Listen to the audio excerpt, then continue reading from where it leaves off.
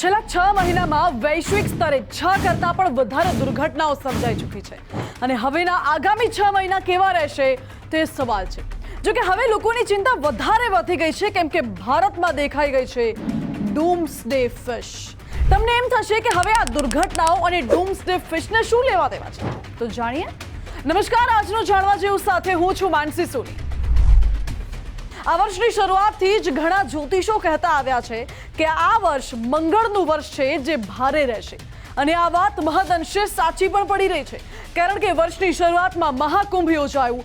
ભારે ભીડના કારણે દિલ્હીની રેલવે સ્ટેશન ઉપર દુર્ઘટના સર્જાઈ, ત્યારબાદ મહાકુંભમાં આગ લાગી હતી। એ સિવાય મહાકુંભમાં નાસભાગ મચી, તેમાં અનેક લોકોના જીવ ગયા।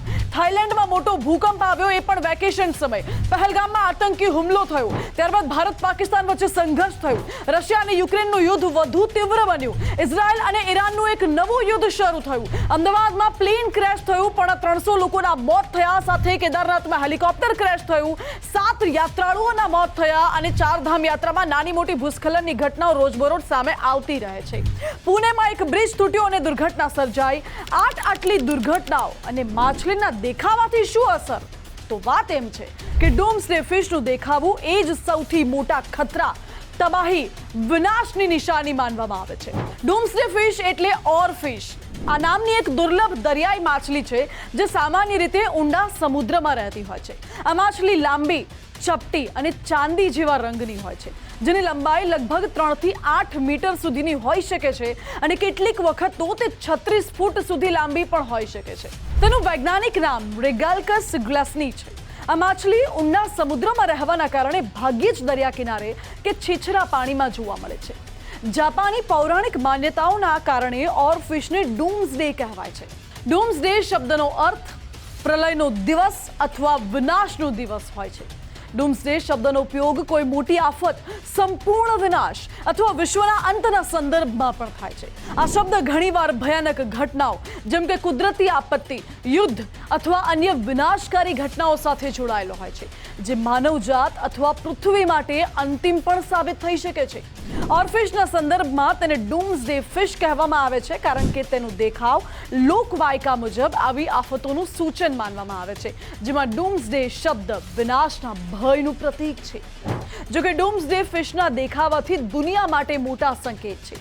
ઓરફિશને ડૂમ્સડે ફિશ તરીકે ઓળખવામાં આવે છે કારણ કે ઘણી સંસ્કૃતિઓ, ખાસ કરીને જાપાન અને અન્ય દરિયાકાંઠાના જે પ્રદેશો છે, ત્યાં આ માછલીના દેખાવને પ્રાકૃતિક આફતો જેવી કે ભૂકંપ, સુનામી કે અન્ય મોટી વિનાશક ઘટનાઓના સંકેત સાથે જોડવામાં આવે છે। આ માન્યતા જાપાની પૌરાણિક કથાઓમાંથી ઉદ્ભવે છે, જ્યાં ઓરફિશને ryugunosuke એટલે કે સમુદ્રના દેવનો સંદેશવાહક પણ ગણવામાં આવે છે, જે આફતોની ચેતવણી આપે છે। આ માન્યતાને કારણે જ તેને અપશુકન અથવા આગામી વિનાશનું પ્રતીક પણ ગણવામાં આવે છે। હવે આના વૈજ્ઞાનિક દ્રષ્ટિકોણ વિશે વાત કરીએ તો વૈજ્ઞાનિકોનું માનવું છે કે ઓરફિશનો દરિયા કિનારે દેખાવો એ ભૂકંપ કે સુનામી સાથે કોઈ સીધો સંબંધ નથી। આ માછલી ઊંડા સમુદ્રમાં રહે છે અને જ્યારે તે બીમાર, ઘાયલ કે મૃત્યુ પામે છે ત્યારે તે સમુદ્રના પ્રવાહો તેને કિનારા તરફ લાવી શકે છે।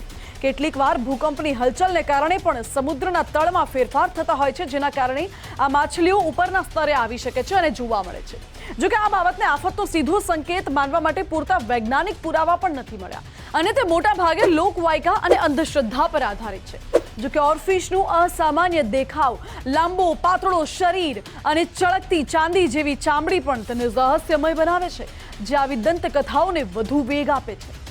તાજેતરના જ ઉદાહરણ જોઈએ તો જૂન 2025માં તમિલનાડુના દરિયાકાંઠે ઓરફિશ જોવા મળી હોવાના અહેવાલો સામે આવ્યા, જેનાથી લોકોમાં એક ચિંતાનું વાતાવરણ ફેલાયું। સોશિયલ મીડિયા પ્લેટફોર્મ એક્સ પરની પોસ્ટ અનુસાર આ ઘટનાને ભૂકંપ કે સુનામી જેવી આફતોના સંકેત તરીકે પણ જોવામાં આવી રહી છે।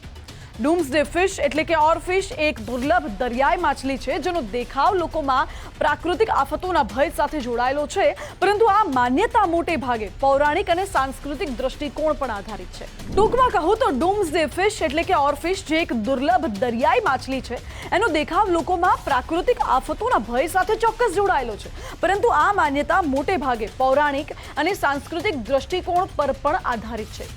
વૈજ્ઞાનિક રીતે આ માછલીનો દેખાવ આફતનો સીધો સંકેત તો નથી, પરંતુ તેની હાજરી લોકોને સાવચેતી રાખવા માટે જરૂર પ્રેરે છે।